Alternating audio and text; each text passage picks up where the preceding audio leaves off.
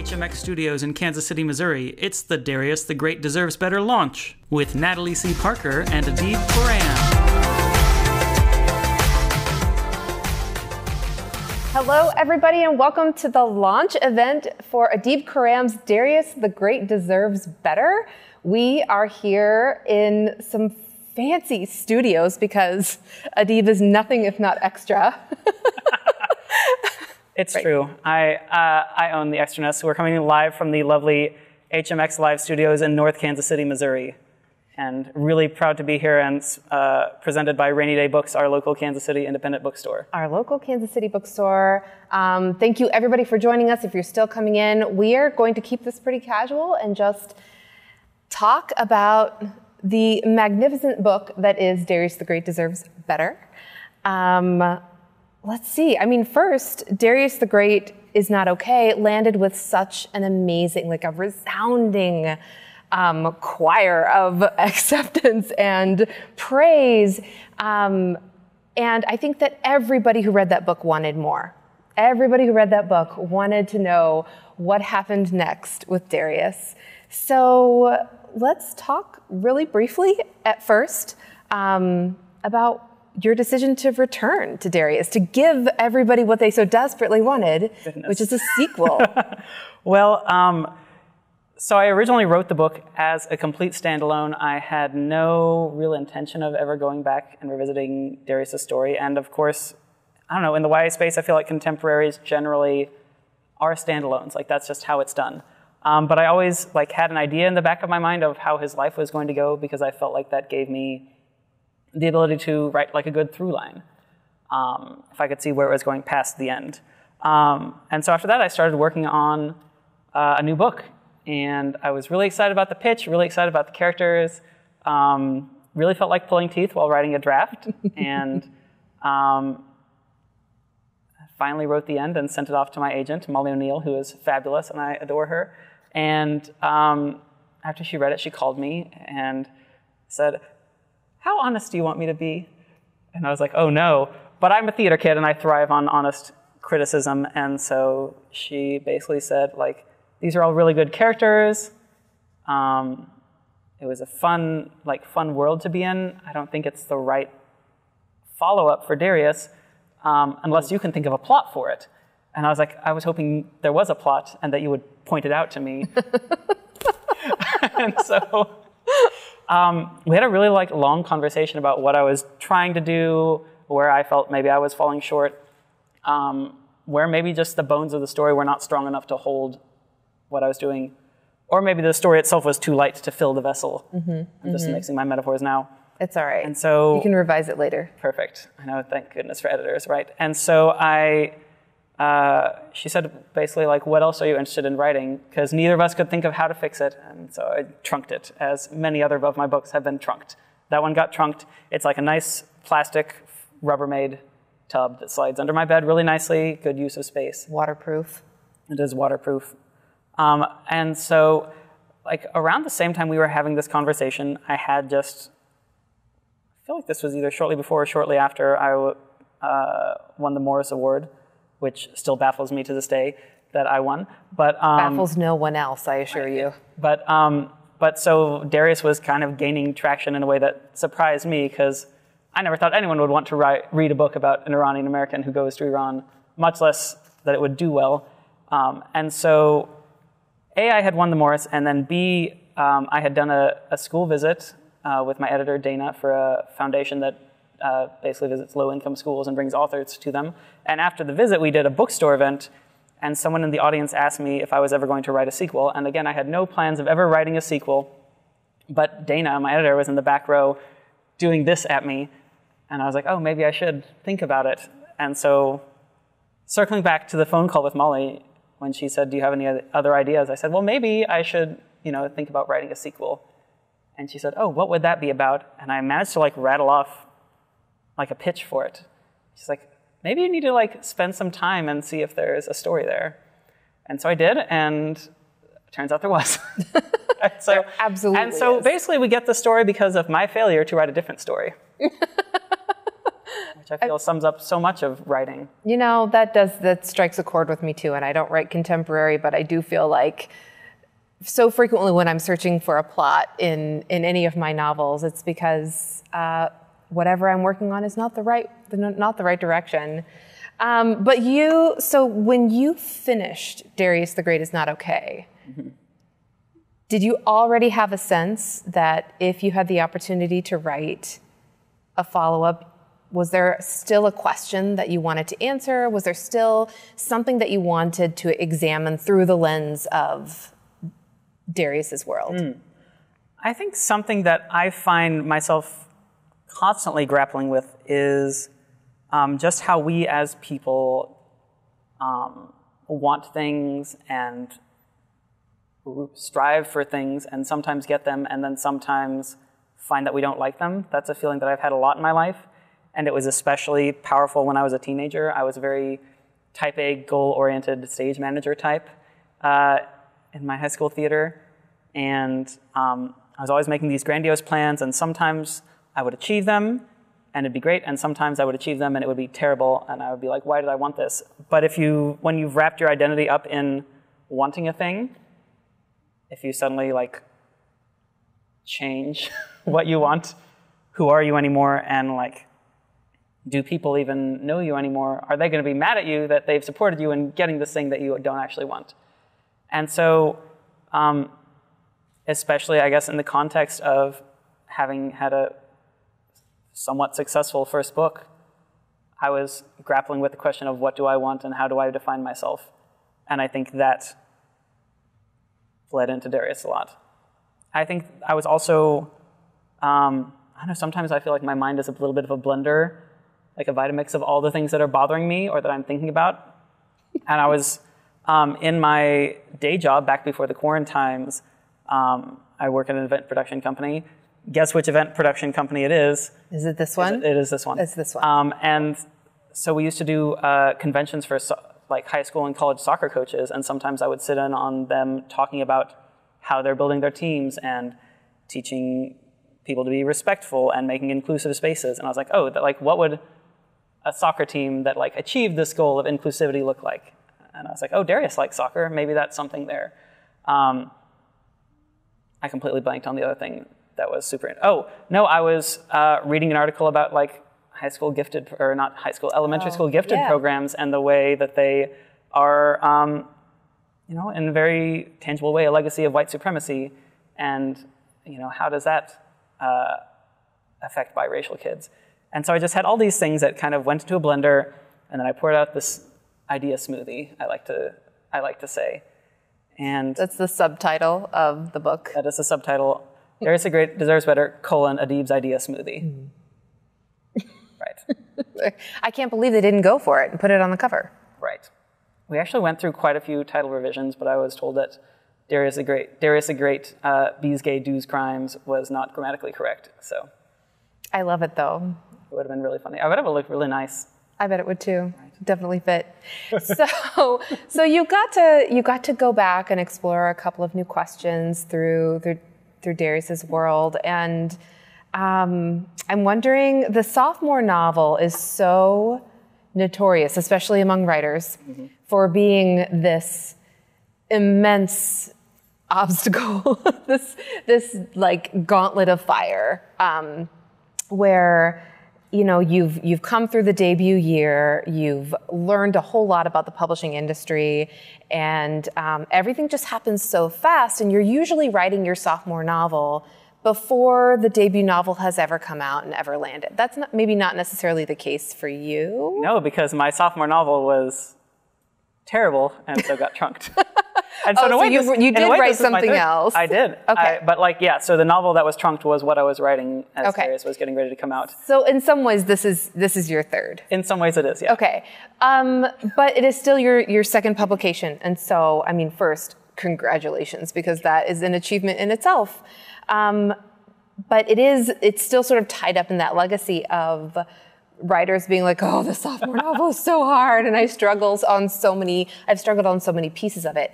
What is something that you just loved about working on this book? It was actually really weird. I almost feel like I got all of my bad sophomore novel vibes out on the trunked novel, because it was kind of a joyful experience the entire time I was writing, in a way that I don't think I've ever experienced before, and may not ever experience again.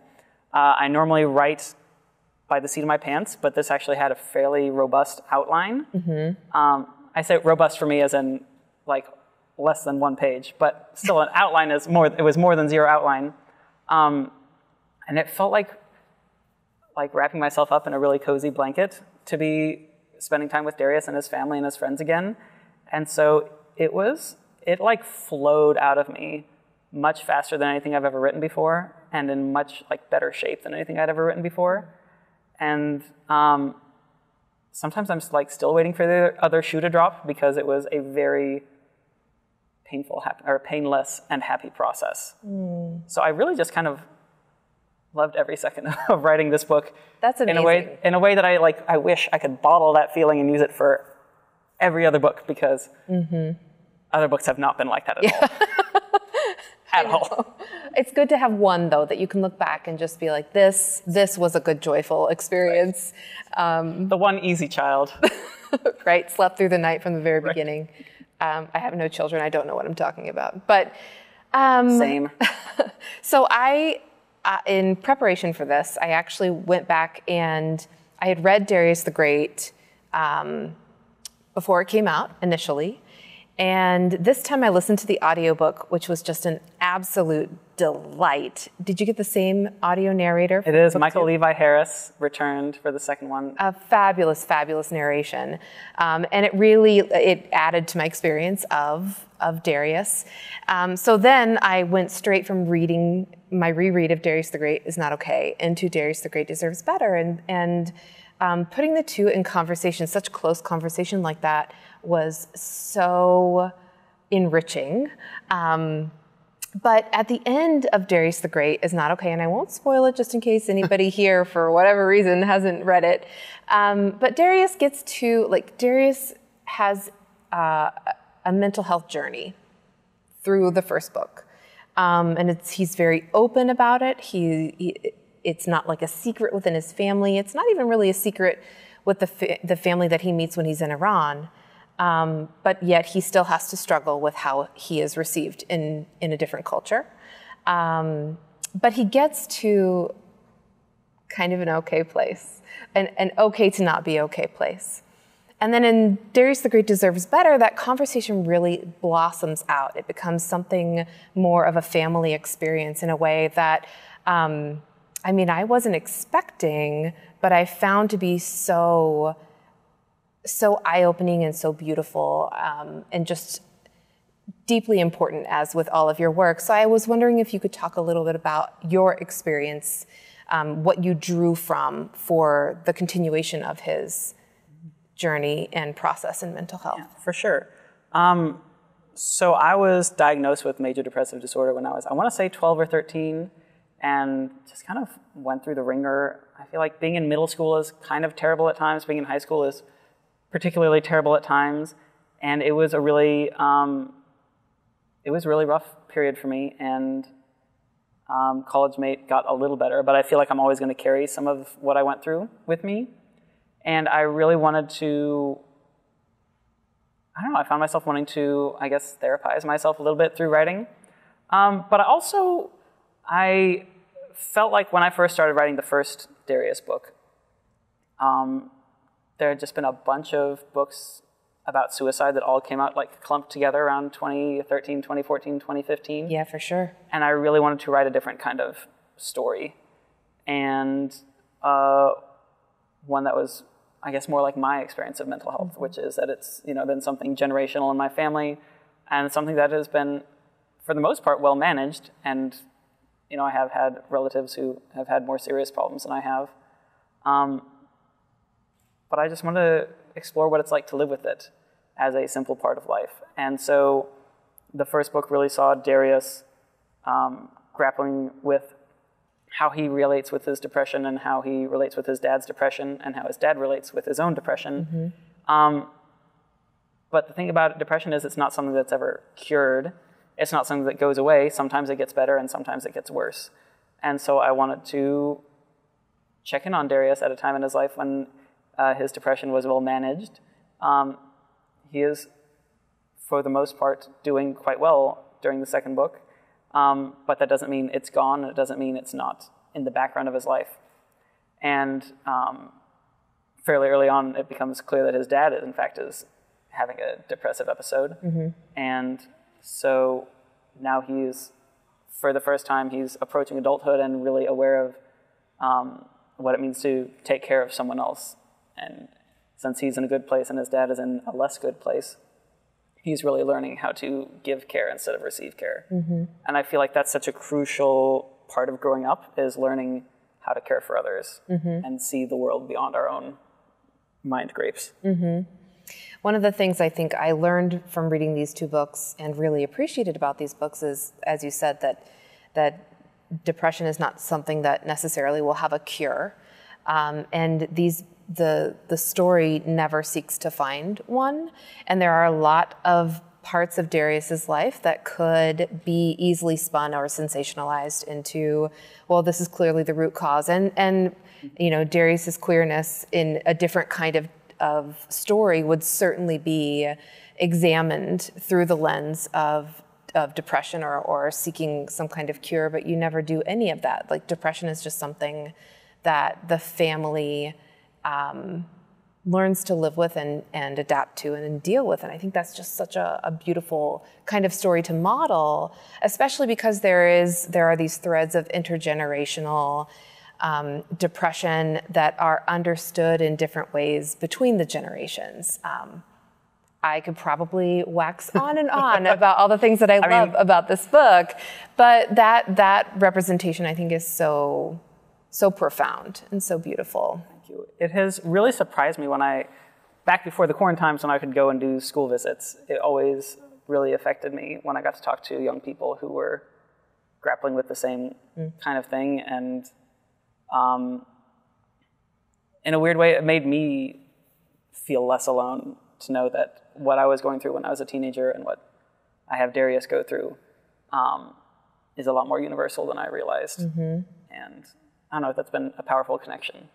I think that also the way Darius has dealt with his depression and the tools that he's gathered for, I'm not even sure that adapting is the right word, but for the management of it and weaving it into his life in a way that allows him to be functional and productive and also understand what his brain does sometimes. I feel like I just lost the thread of where I was going with this, but except to say, you use those tools to very openly call out toxic masculinity on the page. I mean, it's actually named and then sort of dragged into the light and then dismantled in a way that I found extremely refreshing. And I know that toxic masculinity is something that you have examined both in fiction and in life and is really important to you. So tell us, why is it important to you? I wish I knew. I don't know that I can trace back how I became kind of aware of it, why it bothers me so much, except obviously growing up as a young queer man, I was very aware of the pressures of what it meant to, be a man or even just be a boy. People would say boys will be boys, and I was like, well, what does that mean? I feel like from a young age, I always was aware of being outside of the way that all of the other kids expected me to act. And I spent part of my life performing or trying to perform it, and then part of my life rejecting it. And I don't know, I feel like it really messes people up, and I wanted to, offer an alternative. I feel like in large part our role as writers, and especially of writers for young readers, is to balance reflecting the world as it is with imagining how the world could be. And I feel like, particularly in regards to toxic masculinity, I wanted to imagine a world that was a little bit kinder that had more room for different versions of masculinity, and also kind of show how adults in Darius's life were setting either good or bad examples in that regard. Mm-hmm. Well, I think you did a wonderful job, and I love it. I'm wondering if we should jump to some, because I see, okay, one of these questions is dovetailing with something that I wanted to also ask about, which is Star Trek. Okay. So we can lighten the mood. Obviously, because we're both wearing Star Trek Discovery shirts. Yeah, the disco Command training program. Yes, obviously, we're both in command training program. Right. Yeah, I feel like we should apologize a little bit though, because it does become difficult to tell us apart when we're wearing the same. Well, that's why you're wearing the pink and I'm wearing blue. The pink skirt is to help people distinguish between. Right. Because otherwise we're basically identical. And Natalie, right? Exactly. That's what happens when you're twins. It's true. But let's talk about Star Trek. Yes, one of my favorite topics, as anyone who's ever been forced to spend time with me will know. All right, so in Darius the Great is Not Okay, we started off with The Next Generation, which is a perfect starting point. There were all kinds of references to specific episodes and then also to the Picard and Darius's aspirations. And that changes a little bit in Darius the Great Deserves Better, where we're not watching The Next Gen anymore, we're watching Deep Space Nine. So, yes, it's just so good. Why the transition? Okay. So, in real part, the transition exists because of the passage of time. With the first Darius book, I made a calendar of what day they would watch each episode on, because they always watched one episode a night unless it was a two-parter. Can we pause just for a second? So you made a calendar. I did make a calendar and a watch calendar. Spreadsheet. Yeah. So the calendar is like, it's digital. It's not like something that you have at home. I have it on my computer. But it's not a handwritten, lovingly like annotated. No, it got changed so much as like the timeline of the novel shifted. So it's literally like an Excel spreadsheet that says X day they watched X episode. Do you have all of the episodes? I mean, is this like charted through the entire? No, only for a little bit before the novel, the length of the novel, and a little bit after. And then 6 months. Basically, this book takes place 6 months later, and I just had to kind of, I don't know, a lot of times I just like to dive right into the deep end and hope that things work out. And so I basically said, well, this is 6 months later. Darius's life is more busy. He is playing soccer now. He has more friends, and so he and his dad aren't watching every single night, but they're still watching most nights. So let's say 180 episodes-ish have passed, which was the rest of The Next Generation and like the first 2.5 seasons of Deep Space Nine. And then I kind of found like a fun clump of episodes and I was just like, okay, well, let's just say that they're starting here. So did you do a rewatch as research? I did not do a rewatch as research. I did a rewatch as background noise as I was writing and editing. Okay. I think for the most part when I was drafting, I was listening to music, and when I was editing, I find like I cannot be in the same physical space to write and to edit. I have to move. And so I would write in my office, and then I would edit on my couch with Deep Space Nine in the background and my laptop in my lap. And by edit, do you mean, were you revamping scenes, or was this just sort of like line editing? Like everything. Like I would read my edit letter with Deep Space Nine on in the background, which just really helped with emotionally processing. Also, sorry, I just slapped my microphone. I feel like I've slapped my microphone 5 times, and I apologize. Sorry, everyone in the internet. I promise I really am a professional. I'm not. I'm just usually behind the screen and not out in front. Deeply unprofessional over here. Right.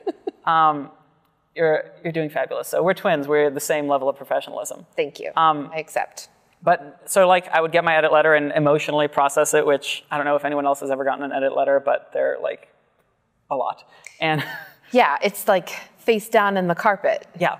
And so it was face down in the carpet, but Deep Space Nine playing in the background. And so when I edit, I usually process, and then I print up the whole book on paper, which I always feel a little bad about, but I really feel like I come at it differently when it's on paper. Is it 1 page per page? Do you 2 page? I do not. It is 1 page per page, and I always, I actually hole punch on the right side of the page. Oh, so you hole punch? I do it in a 3-ring binder, and so the page is here and a blank page is here for me to make notes on, which is an old stage manager trick, where you would have the script on the left and cues on the right if you're right-handed, which I am. So basically all of rereading the book and making my notes. I always edit by hand, and so I scratch out lines, add new words, sometimes add scenes, and so I have extra blank sheets of paper that I can slot into the 3-ring binder. This is where it's appropriate. Sometimes so organized, but also it sounds so chaotic. It is extremely chaotic. But I don't know if anyone out there is like a theater kid, but it literally is, I do treat it like a show binder of constantly putting in new pages, adding notes, rearranging scenes as they go. And so I did all of that work with Deep Space Nine on in the background. Once it's all like written down, I then go and type it in, which I feel like gives me an extra layer of editing as I go. And I typed it in, looking at my binder, typing in with Deep Space Nine on in the background as well, and even on to line edits. Maybe I'll try this. I mean, I don't know that I should use, actually, maybe I could use Star Trek. I feel like it helped me in that it was something that I was very familiar with. And so it brought me joy. It wasn't something new that I had to concentrate on, but I also, like, if it got to a really good part, I could look up, like, literally anytime Garrick is on screen. Anytime Garrick is on screen. I really tried to put Garrick into that pre-order video I made yesterday, and I could not figure it out. But I had this beautiful GIF of him, like, doing jazz hands. Let us haggle? Yeah, yes, that's it, the let us haggle, and I just could not get it in to the reel. I apologize, but okay. I still haven't figured out Instagram Reels at all. I'm still very intimidated. I don't even figure out my stories. I'm like, here's the pasta I'm eating story. You do very well with your Foodstagram, but I can teach you Reels maybe now. Maybe. Okay, let's wait till this ends and then we'll do it afterward. I'll do this. Okay, so I've seen like 5 questions about whether or not you're going to write another Darius book. You don't have to answer that if you don't want to, but I do want to know, if you were to write a Darius book 3, which Star Trek? Ooh, I don't know. I would really have to think. A lot of that would depend on when it is set. Like distance from the end of this book. So like you wouldn't choose when it's set based on which episodes of Star Trek you wanted to use? I would say, like, when is his life going to take place? And what Star Trek could they feasibly have gotten to at this point? Okay. I think for me the hardest thing to figure out how to navigate has been that as I was writing the very first draft of Darius the Great Is Not Okay, it was 2015, and we did not know there was ever going to be more Star Trek. Yeah. And then not long after the book after we sold Darius, suddenly Star Trek Discovery started airing, and it was so good, hence why I'm wearing the shirt. And now there's Picard and Lower Decks, and Strange New Worlds is coming out. Prodigy is coming out. There's a Section 31 show maybe coming out. And I'm like, how is Darius going to integrate this into what's going on with his father? So that's really like the number one complication. I also feel like in some sense it makes most like thematic sense. Just, you know, he watched The Next Generation in book 1 and he watched Deep Space Nine in book 2, and therefore it would make sense for him to be watching Voyager in book 3. But I don't know, time is a flat circle, and so I would have to do a lot of figuring out. I would kind of love that. Partly because it would give me a real driving reason to go and rewatch Voyager, which I'm probably going to do anyway. I don't need you to enable me, but I love that. Yeah, I mean, I feel like that's what makes the most sense. But I feel like, in a large part, I'm not very prescriptivist when I'm writing. I feel like I go where the story needs me to go, where the characters need to go, and yet I'm also still in control. It's a very weird. No, I get it. I get what you're saying. I'm also like, I think right now in my brain, I'm writing a third Darius, and I'm like aligning the themes with Voyager, and it makes a lot of sense in a lot of different ways. I mean, it kind of does. But I didn't write these books, so I won't write the third one. But we're twins, and therefore, genetically speaking, you did write these books. I mean, only 50%. Cellular level. Yeah, that's fair. Okay, so while we're on about Star Trek. Yes. Let's go ahead and do sort of a lightning round. I love lightning round. The warp speed round. The warp speed round. And sort, let's do some of the main characters from this one. Darius into his Star Trek departmental role. Okay. I really feel like Darius would probably be the ship's counselor. I feel like he has very strong Counselor Troy vibes. He's very empathic. He's constantly sensing things. Oh my gosh, that's so real. Also has like very curly hair, which I feel like. He does have curly hair. And he likes dessert. I mean, who doesn't like dessert? I mean, really. I love dessert so much. See, now I want some chocolate. Okay, so Darius is ship's counselor. Mm-hmm. So who these, sciences. Let's go with Chip Kusamana. I feel like Chip is probably like command track. I think he has some leadership skills and like has a lot of drive, and he might be like a really like kind of rule-breaking ensign, like a James T. Kirk type. I like it. That explains maybe why he's my favorite. Let's go for Landon. Landon. Oh, Darius's boyfriend. I feel like he might be like a bartender. I feel like he would go the civilian route. He's Quark. I feel like maybe more of a Guinan than a Quark. Okay. I don't think he quite has the lobes for business that Quark does. But I do think he would be like the civilian that's on the ship, but is not part of Starfleet. So I feel like he would reject the rigidity of Starfleet. Okay. Lale. Lale. Oh my goodness. This is so hard. I should know this better. I mean, Lale is so young and still forming. I think she would be also sciences, but more like hard sciences like Spock. Yeah, that sounds right. I mean, she's always reading science fiction. Mm-hmm. She's wicked smart. She is so smart. And I wrote her and I was like, oh my gosh, I'm a little intimidated of like how smart she is. I love her. And she's deeply analytical in her approach to things. Who else? Who else should we sort? Sohrab. Oh, Sohrab. I really feel like Sohrab is also probably a command type. Really go-getter. But I also think, I don't know, maybe he would be more like an engineer because he's very like problem-solving. I can see it. Okay. You want to sort his parents? Okay, yes. I think, actually, I really think both of his parents are engineers. I think they would both be operations. So what you're saying is nobody in this constellation is security. Who's going to protect everyone? Who's a red shirt? I don't know. I find that, and I love Star Trek. I love sci-fi. I find the older I get, the more complicated my relationship is to violence in sci-fi. Mm-hmm. And so I find the idea of security, like maybe if Darius does a good enough job as ship's counselor, no one needs security because they will be emotionally secure. Because we're going to undo toxic masculinity at the cellular level, and therefore defund the space police. Basically. Defund the space police. I'm into it. All right. What is one thing, if you could speak to the young readers, is there one thing that you want them to really walk away with after reading Darius the Great Deserves Better? I really want young readers to walk away with the sense that that the choices they make for themselves are never permanent, and that if they are walking down a path and don't like that path, they have the power to change it. That's so concise and beautiful. Thank you. I try. All right, let's take a few of these audience questions. Ooh. Let's see. Julian Winters says, you write so many great layered side characters, which is true.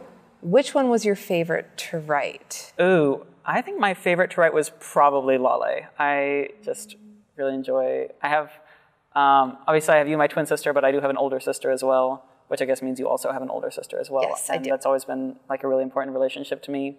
But it was really fascinating to flip it and be like, what would it, basically put myself in the shoes of what would it be like to have a younger sister, what would it be like to be a younger sister. And she's so smart, and she loves her big brother so much.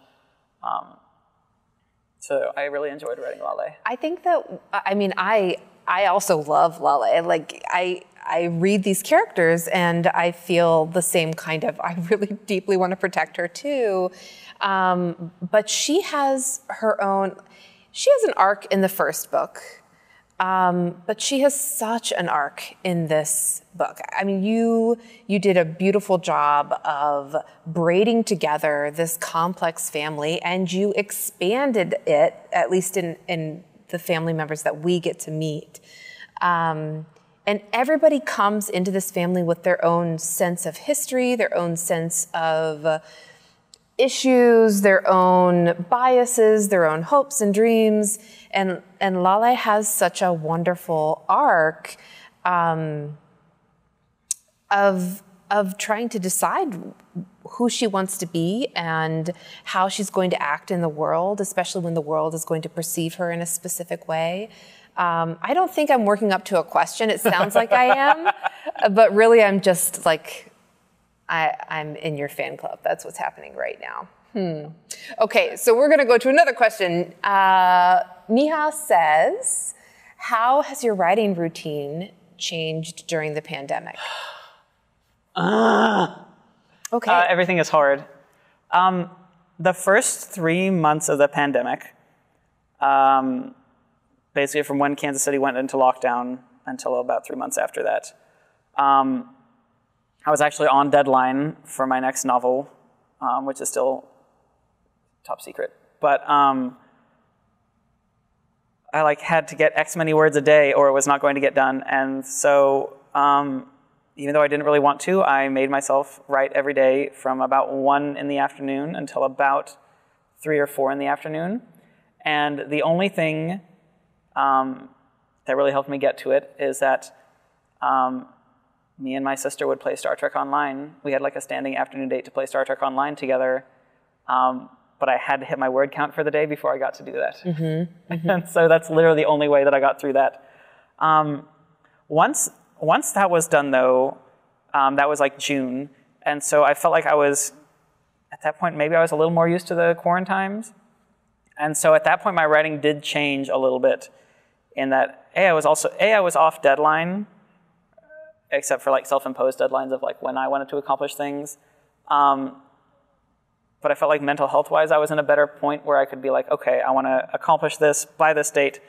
How do I have to do it? And I was able to incentivize myself to do it instead of needing external incentivization. And then about 2 weeks ago, I got up to go do some writing, and it felt completely normal. And I was about an hour into writing, and I was like, whoa, this is the duration. This is what World War II people talked about.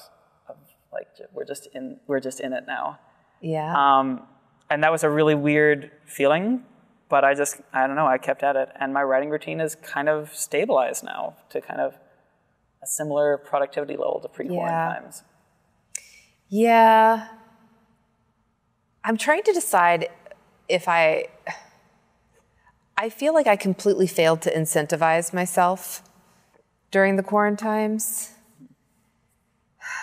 And I really struggled to stay on my targets and on my goals. I don't know. I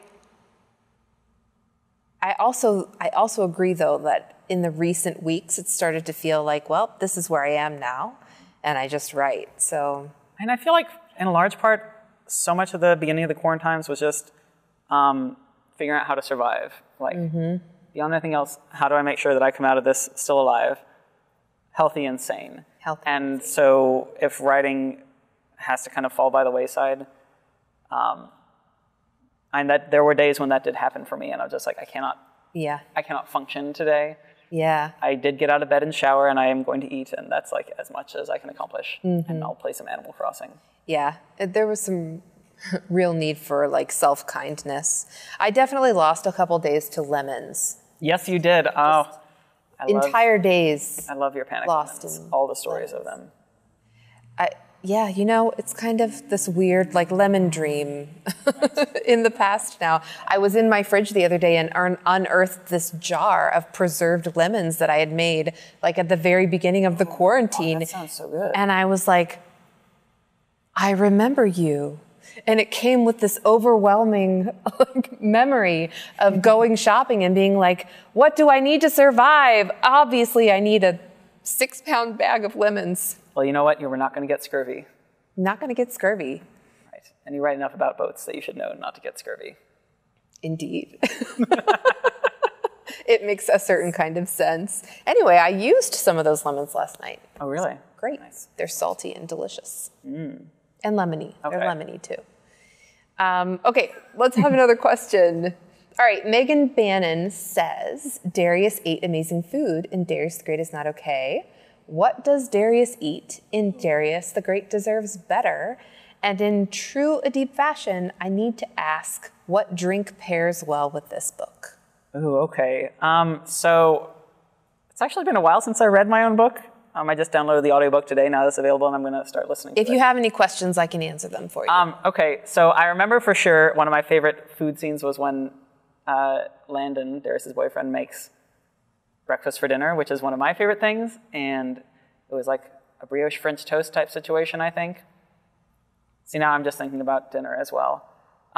Darius has a very large kebab feast at one point, because what's a book about Iranians without kebab at some point? I think they might have Thai at some point. Or Vietnamese. Maybe they have Vietnamese before Homecoming. I don't remember any Vietnamese. Maybe that got cut during edits, because there was a pho place called Phenomenon. They definitely eat before, Okay. but I felt like Darius' mom got cut cooked because something. Oh, Darius' mom does cook things as well. I don't remember my own book. I'm sorry. I failed you. There is lots of delicious food in it, though. And as far as a drink, I really feel like genmaicha goes really well with it. Smith Tea Makers makes a Rose City genmaicha, which is, because Portland is like the Rose City. And so it's a genmaicha, but also with rose petals in it. And I feel like it really has that kind of cultures For those of us meeting each who other. are not like really up on the lingo, again, matcha is... Oh, genmaicha is a Japanese green tea that has popped rice in it as well. And so it gives us this really like nutty undercurrent. Oh yeah, there's a whole passage about it. Yeah. Oh yeah. But I really feel like that kind of blending of cultures, the rose petals added to a classic Japanese tea, kind of sums up what it's like to be Darius, caught between worlds. So I do want to talk about Darius' experience at Rose City Teas, because he works there in the start of this novel. So we start with him at Rose City, and he's in an internship, right? Right. So one of the things that he struggles with in this novel is his role at Rose City Teas, which he's dreamed of, and he's finally moved away from the corporate all tea is, yes, all tea is boiled at this same temperature, and no questions shall be asked whatsoever. But he's finally in this other place where he is excited to share his love of tea with other people and to learn more. And so he gets to go to a couple of tastings over the course of the novel, and they end up being very frustrating for him. And for me too. So yeah, I guess I just want to like talk about that experience of he comes from his own experiences with tea, and he feels like he knows a certain amount about flavor and palate and profiles, and then he's thrust into this different world where he's basically told that he's wrong. I feel like that was such a teenage Adib feeling of being passionate about things, thinking I just like knew everything about them, and then going to a room where smarter people were and finding out that I in fact knew nothing. So that was a big part of it, is just that feeling of when suddenly the world cracks open a little wider than you realized, and you just feel completely lost again. I feel like that's something I've felt a lot in life, and that's something that Darius is going through. And I also feel like there's something weird that happens when love and money begin to intersect. I don't know if you ever experienced this, like when you first made the shift from, writing to writing for publication, and suddenly there were obligations attached to this thing that had been like purely selfish before, and there's deadlines, and there's contracts, and there's external pressure, and there's internal pressure, and that's a really weird space to navigate, and that's something that I myself had to navigate, particularly when the first Darius came out, and Molly, my agent, was like, you need a new hobby, because writing is like officially a job now. And I was like, great, I'm obsessed with Yuri on Ice, I'm going to take up ice skating.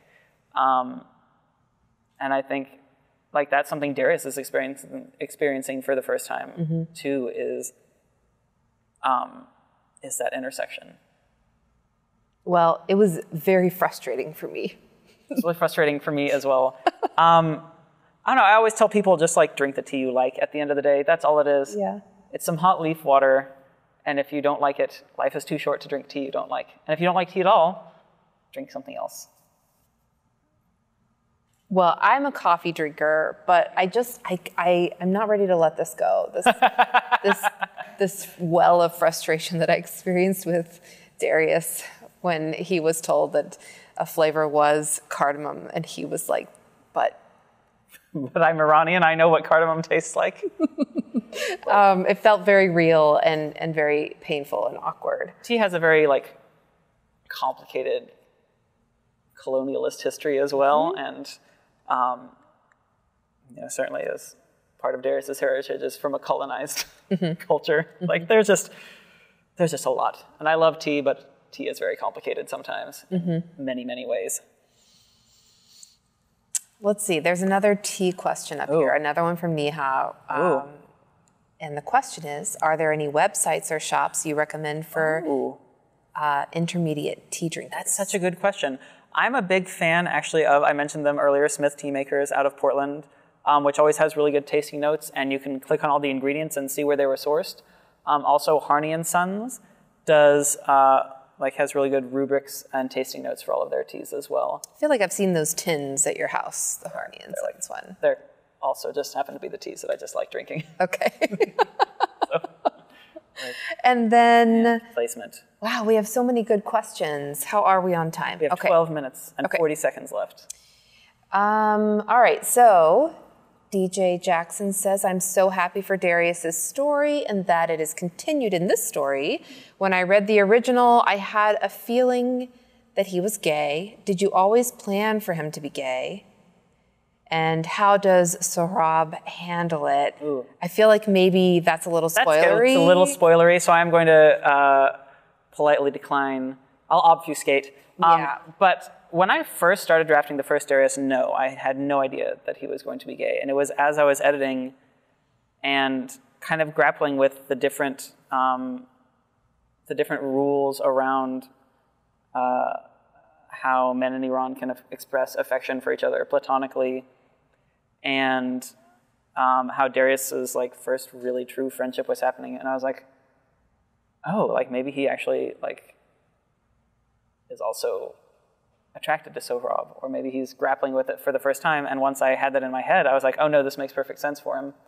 And so then I guess I was probably the second or third draft of that book. And I think I did 6 drafts before I ever tried querying it. And so it was maybe third or fourth draft that happened. But once it happened, I was like, oh, this opens up so many more possibilities. And again, I was drafting in 2015, right when We Need Diverse Books was picking up steam as a movement. And for the first time, I really felt able to write about a queer character in a way that I never had before.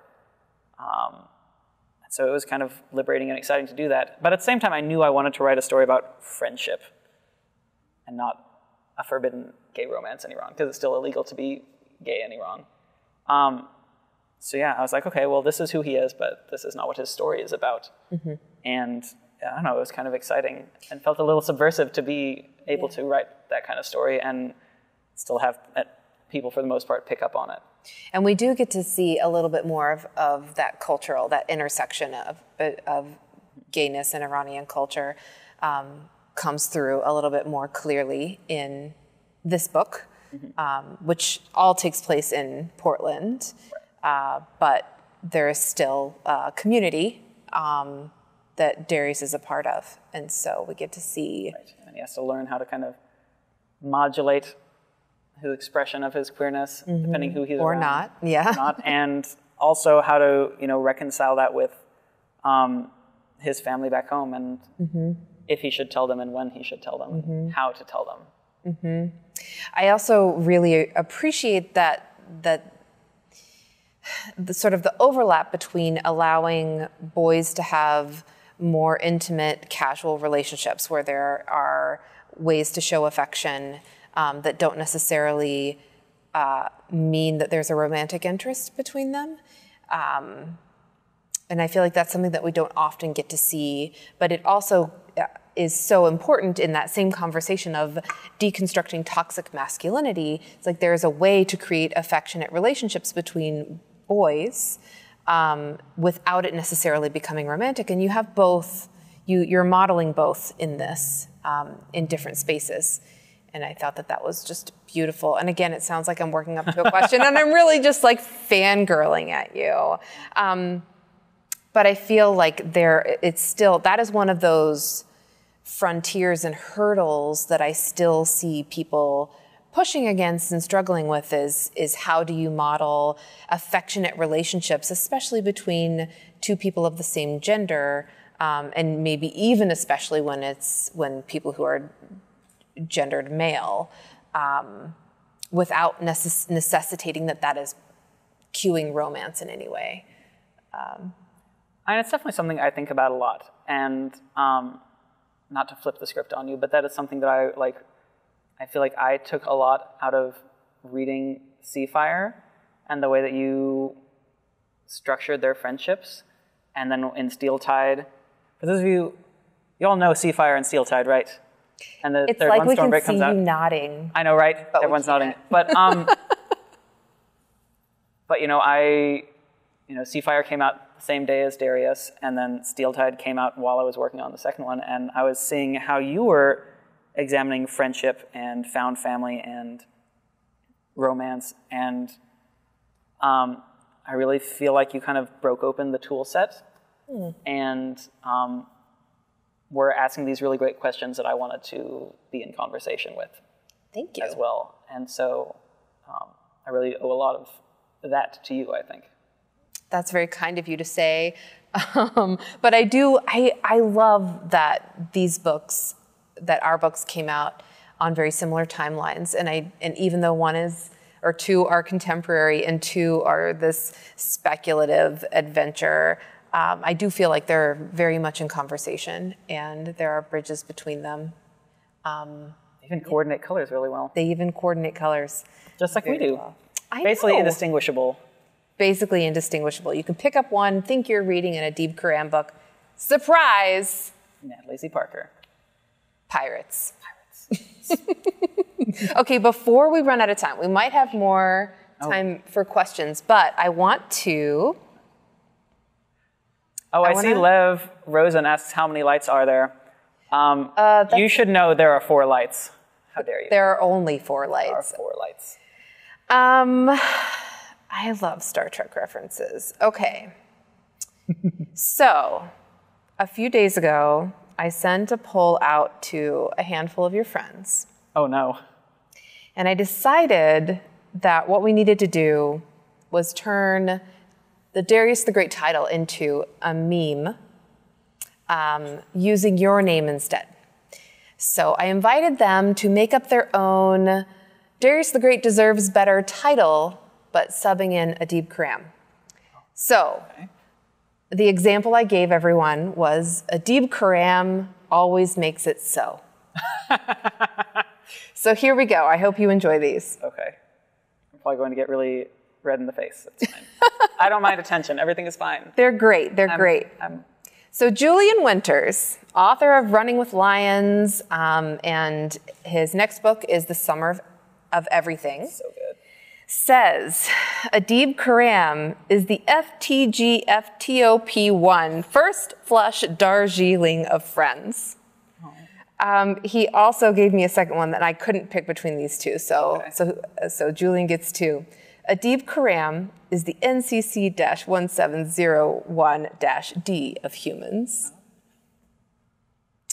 Rebecca Coffindaffer, author of the upcoming Crown Chasers, which is her debut, and it comes out at the end of September, says Adib Khorram gets great prices for his turnips. I really do, though. Well, I had up until literally like the last 2 weeks when the turnip gods have cursed me. It's fine. I'm so sorry to hear this. I have friends that I can reach out to for good prices. Okay, good. I'm glad. It's okay. I really don't know anything about this, but it's so stressful. Thankfully, my island's economy is strong. Animal Crossing. Yes. I know nothing about this. The animals. You cross the animals. What do you get when you cross it? Okay. Right, exactly. All right. Alex London, author of the Blackwing Speeding series, the last one. Saga. Just Goldwings Rises. Goldwings Rising comes out like next week. Yes, Goldwings Rising comes out next Tuesday, right? And yes, right. The launch event will be with Marie Lu on September 2nd. You'll have to like look up. I got my ticket already. It's like started in my email because time is a flat circle and I never know what is happening when or with whom. I know. I did the same thing, and they're billing it so that you can go and learn how to draw a bird. Yes. Draw burbs. All I just do is the M. Draw burbs. So Alex says, oh, and I apologize. I'm going to have to send you because Alex actually took the cover and like photoshopped this in. But it just says, Adib Khorram deserves wine. Thought that was that's so true. I do deserve wine. You always deserve wine. Quarantine times have been really hard on the wine budget. Ronnie Davis, author of When the Stars Lead to You, says Adib Khorram has great taste in rosé. So we're on the wine theme. Thank you. Here. Yes, I do. Very good taste in rosé. Lucy Brooks, who is one of your writing... My oldest writing friends.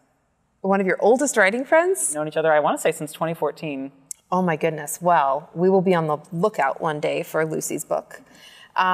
Says, sometimes I get distracted wondering if Adib Khorram is a greater friend or writer because he's so great at both. That's normal, right? Oh. I know. I thought that was blushing, very cute. right? I told you it was going to happen. It's fine. I should have powdered myself more. Just Mason Deaver, my face. Author of I Wish You All the Best and upcoming The Ghosts We Keep, which I think comes out next year. That sounds right. Says Adib Khorram has an amazing Animal Crossing island. Oh, thank you. I do. You can visit it. If you go on my Twitter, the dream code is there. You can visit it. It's beautiful. There's little costumes you can dress up. It's great. Words Sorry, I just have to plug my island. Please. I worked really hard on Chi-Town. I have like an entire field of hyacinths you can just wander through like an anime character. It's great. I mean, it does sound beautiful. What color are the hyacinths? Alternating stripes of white, red, yellow, pink, orange, blue, and purple. That is a lot of colors. It was a lot of breeding. It's like a rainbow. It is a rainbow. Oh, that's so sweet. I love it. Okay, Jasmine Warga, who has written many books. Her first book was Other Words for Home, and her next will be The Shape of Thunder. Says, Adib Khorram always gets a good bake. Oh, if only that were true. And then I definitely try. She also had a good second one, and I couldn't pick. So Adib Khorram makes sure to ask the waiter all the really important questions. Oh, it's true. I apologize to anyone watching who has ever had to sit with me at a restaurant and watch me grill the servers. It's something to be witnessed. I mean, I thought I grew up with a mother who asked a lot of questions, but it turns out she only ever asked one, and that was, is your lemonade from fresh squeezed lemons? That's it. Oh. You ask, like a compendium of questions. I have a lot of questions. I care about the food I put into my body. I know, and you actually made me think that perhaps I should care more. But I do like eating out with you because it seems like we get the best food. Can't wait till the quarantine times are over and we can go places again. It's going to be so great. So I'm going to end this one with Adib Khorram deserves to be on your shelf. So make sure that you not only get your copy of Darius the Great Deserves Better, but that you pick up, if you haven't yet, Darius the Great Is Not Okay. You will never regret reading these 2 books. Before we go, because I think that we are wrapping now, do you want to tell us what's next for you? What's next? Yes. In February of 2021, I have a picture book coming out, my debut picture book called 7 Special Somethings, a Nowruz story, illustrated by Zainab Faidi. And it is about a little boy named Kian who helps his family prepare for Nowruz. It's absolutely adorable. And then I do have more stuff in the works, but it's publishing and everything is secret until it's not a secret anymore. But you have more YA in the works for sure? I do have more YA in the works. Okay. How about you? How about me? Don't you have some books coming out? This isn't the Natalie show. We're basically the same person. Oh.